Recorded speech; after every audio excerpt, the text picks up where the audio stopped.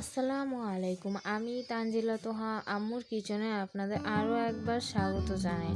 আমি আজকে রান্না করব পাঙ্গাস মাছ দিয়ে আলু ও টমেটোর ঝোল।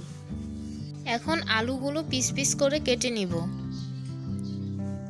টমেটোগুলোকেও 4 পিস করে কেটে নিব। এখন পেঁয়াজ আর মরিচগুলো কেটে নিব। আমার সব কিছু কাটা হয়ে গেছে।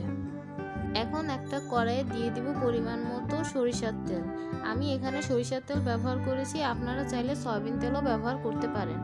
এখন তেলে দিয়ে দিব 1 চিমটি হলুদ, ভালোভাবে মিক্স করে নিব। মিক্স হয়ে গেলে দিয়ে দিব পিস করে রাখা আলুগুলো,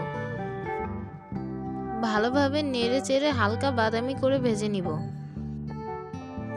আমার ভাজা হয়ে গেছে, এখন সবগুলো আলু উঠিয়ে নিব। এখন দিয়ে দিব পিস করে রাখা টমেটোগুলো একইভাবে ভেজে নিব।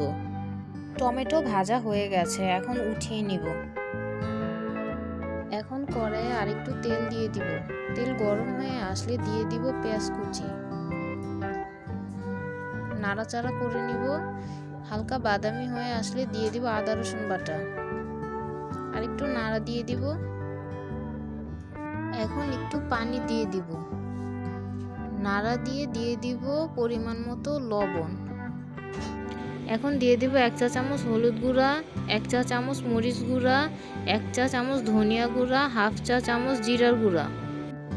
এখন মশলা ভালোভাবে কষিয়ে নিব। তেল উপরে আসতে শুরু করলে দিয়ে দিব আলুগুলো, দিয়ে দিব টমেটো।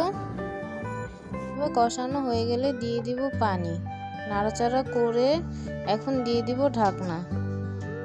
কিছুক্ষণ পরে ঢাকনা উঠিয়ে দিয়ে দিব ভাজা মাছগুলো। এখন দিয়ে দিব কয়েক পিস কাঁচামরিচ, আবার ঢেকে দিব। তরকারি হয়ে গেছে, এখন কিছু ধনেপাতা দিয়ে তরকারি উঠিয়ে নিব।